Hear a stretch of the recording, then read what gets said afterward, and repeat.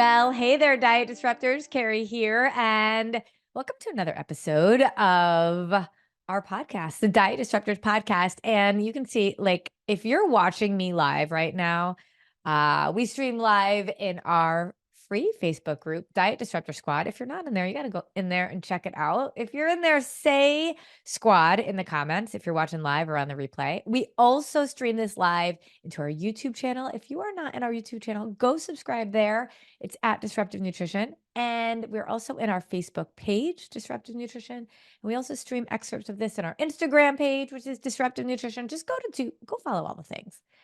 Anyway, if you're watching this instead of listening to this, because we also are in wherever your podcasts are, but the audio version of that, which is great because you can just listen to it while you're driving, wherever you get your podcasts, make sure you go in and subscribe to that and then put a review in there so other people can find us and learn right alongside you. But if you're watching on video, you see, where is she? Where is she, like in a tunnel?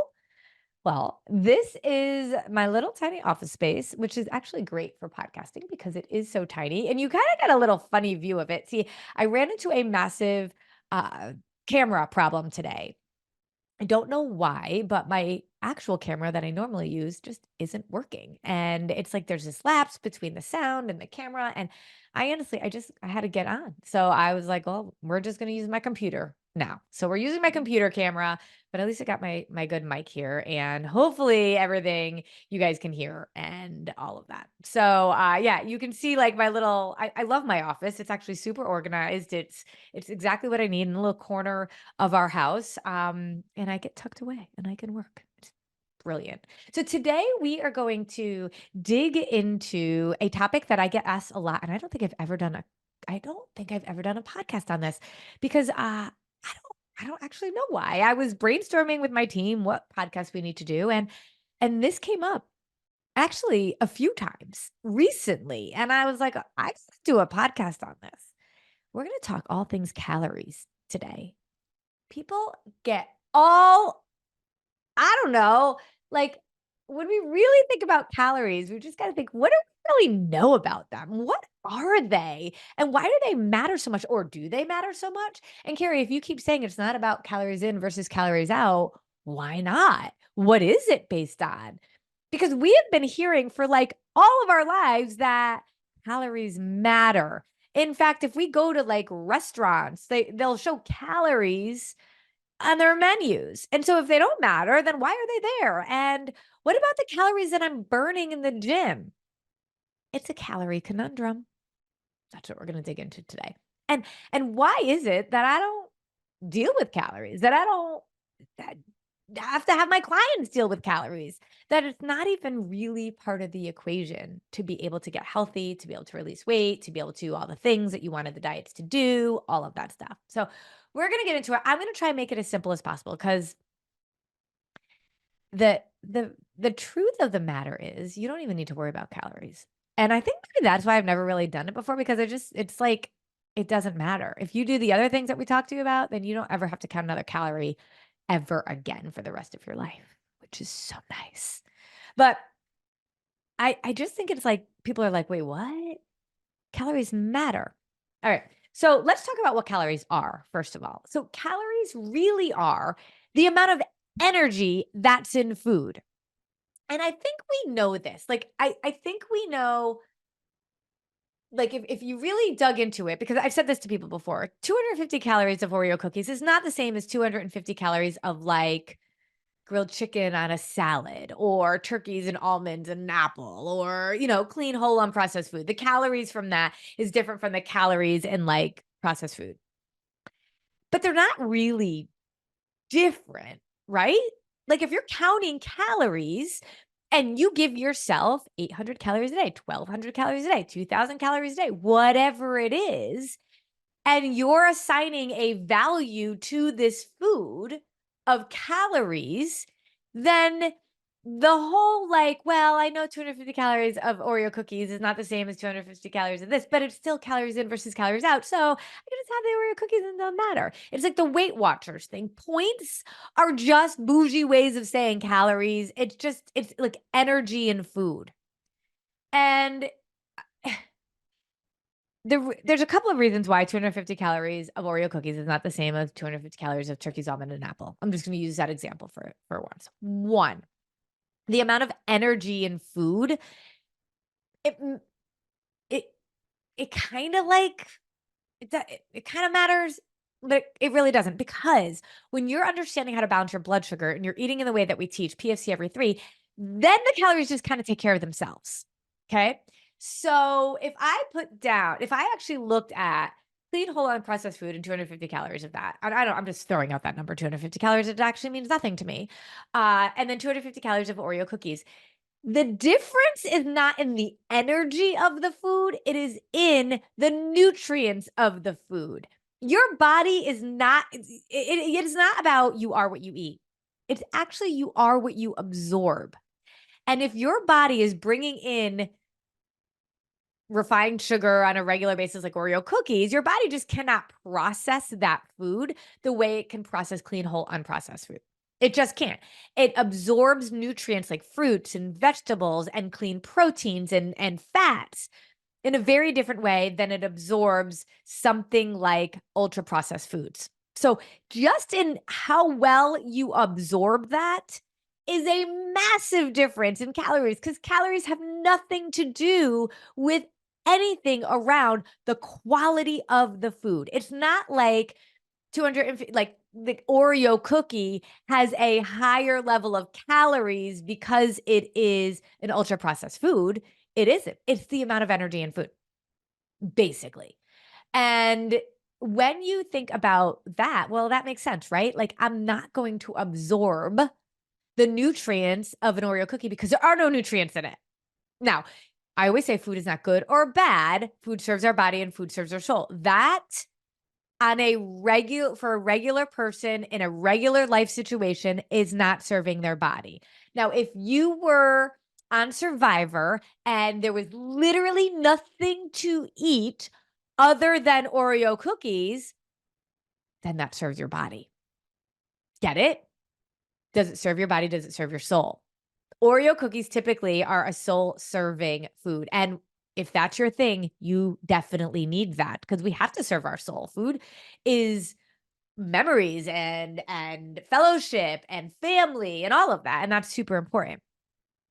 But the reason why I will never say it's good or bad is because it's just so binary. And when we eat something bad, it's labeled as bad. We feel guilty. If it's unhealthy, we feel guilty. Well, Oreo cookies, if that's the only thing you have on a deserted island, might be the very thing that saves your life. So then that is body serving. That is healthy for you, right? Because you want that versus nothing. If you are in an area of the country, and unfortunately there are so many of these, that it's like a food desert where we have no good grocery stores and it's lots of fast food and you literally have nothing prepared in your bag, anything other than, say, Taco Bell, and you are hungry and your blood sugar is low, Taco Bell suddenly becomes something that's serving your body. Even though normally I would say, if you're going to go with it's Taco Bell, it better be a soul filling endeavor. And I always say, like, we can't serve our soul more than we serve our body, because that's like trying to have Christmas every day. And we wouldn't even appreciate it and we'd be broke and we wouldn't get anything done in life. Okay. I feel like that was a little bit of a sidebar. So calories in a ultra processed food is just simply not going to absorb in our body. But here's the other big thing. We know that all food is protein, fat, and carbs, right?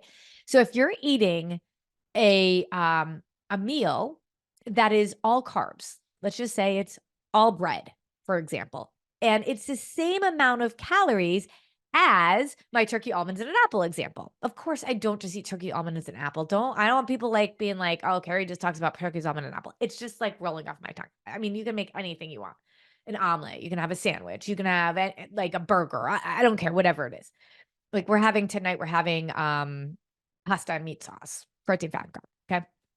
Now, that being said, so let's go with my pasta and meat sauce example, okay? So I typically do Banza pasta because my kids don't even know the difference, even though they said they did. And then I tricked them and told them it was regular pasta. And they were like, see, I like this better. And I'm like, see, it's actually chickpea pasta, but whatever.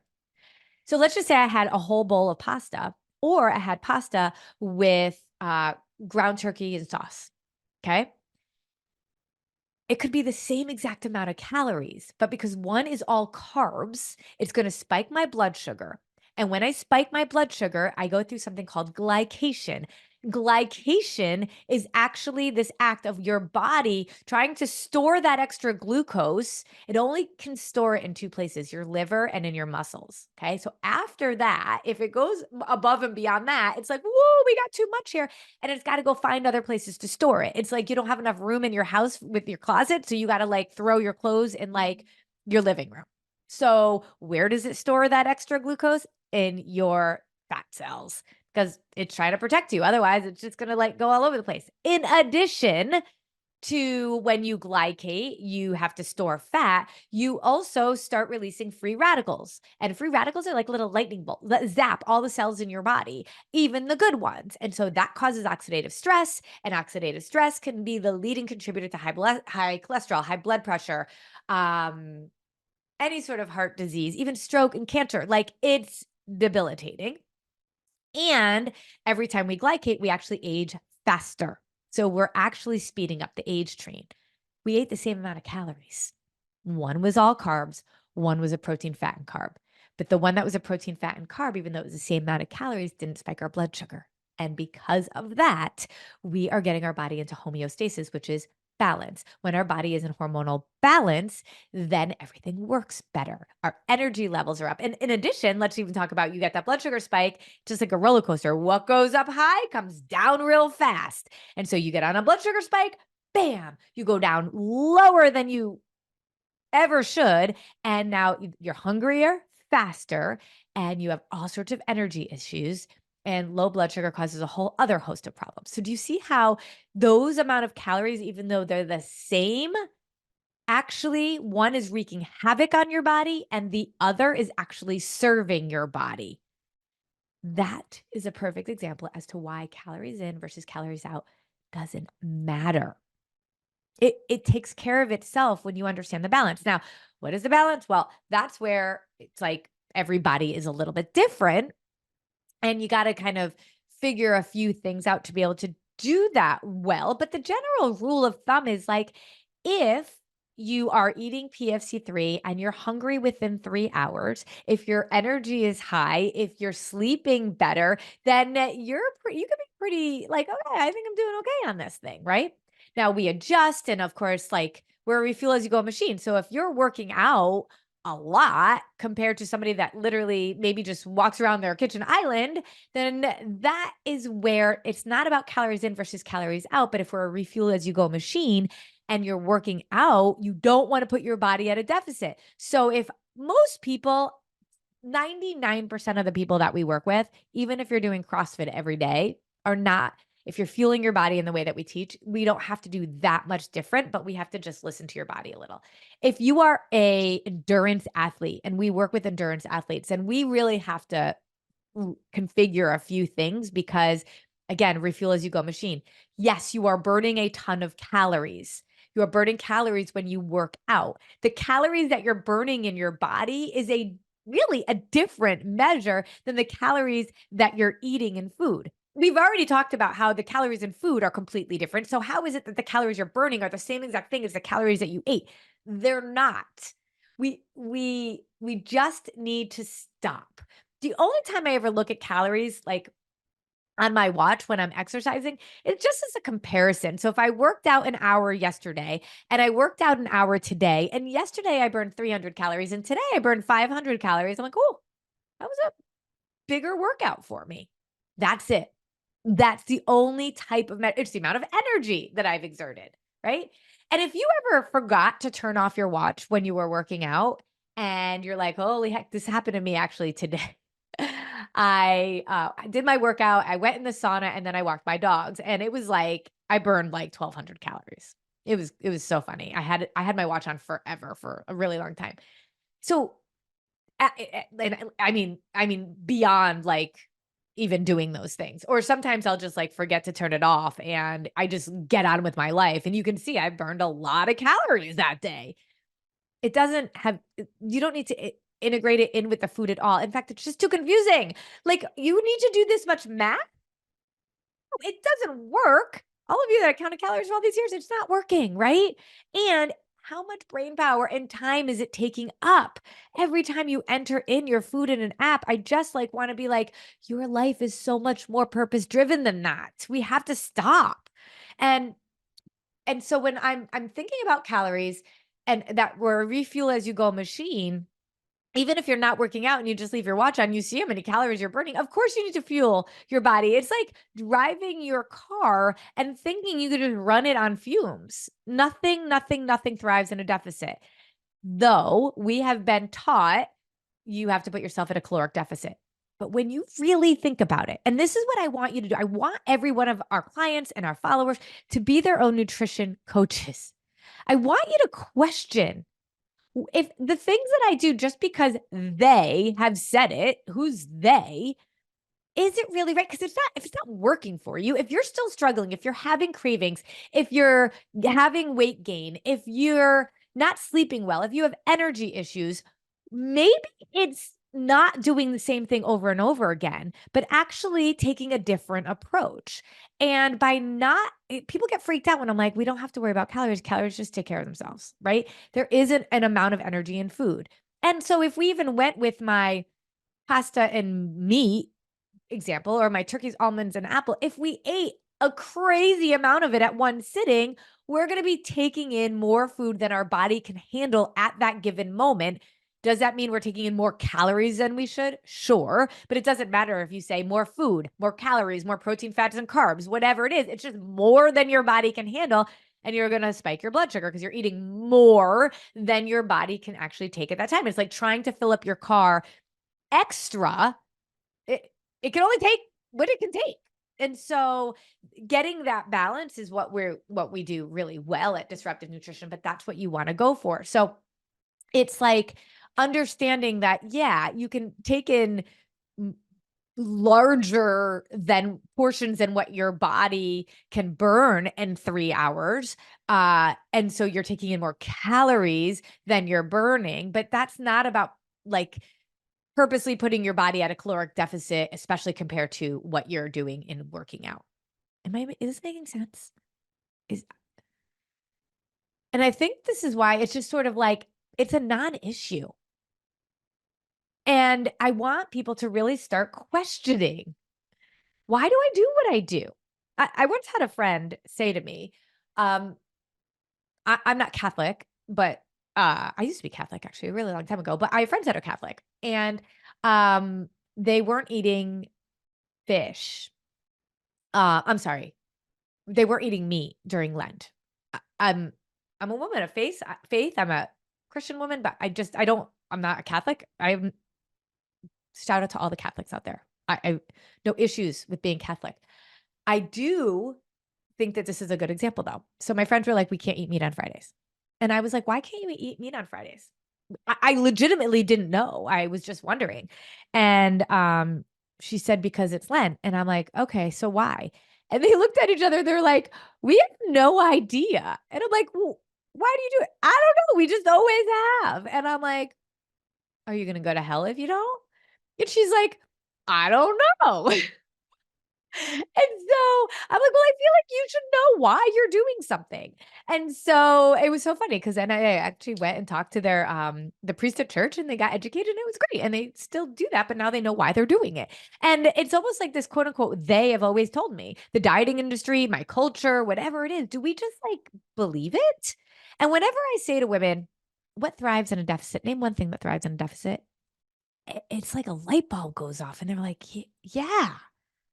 Oh, I've just always heard I should do it this way. And I'm like, so let's start questioning that a little bit and start wondering if that's really what our body needs. Because I think about women that will tell me all the time, like, I've dieted my way to diabetes. I've dieted my way to 300 pounds. I've been dieting my whole life, and I have metabolic disease. I have diabetes. I have high blood pressure. I have high cholesterol. And it's like, okay, at what point are we going to realize that that's not working? And I think the problem is so many of us just don't know what else to do. But if anything, I hope you're like just looking at this and saying, okay, I shouldn't just take this for face value. There's very like, if we look at research, and I'm going to get into this in another podcast because the study came out on intermittent fasting and I can't wait. can't wait to talk about that. But when we look at any studies that are done around nutrition, health and wellness and weight loss, it is every single study. You cannot fund a study over really around this over decades. And even more than that, it's people you are studying, people around food, people who are very inconsistent around food. And it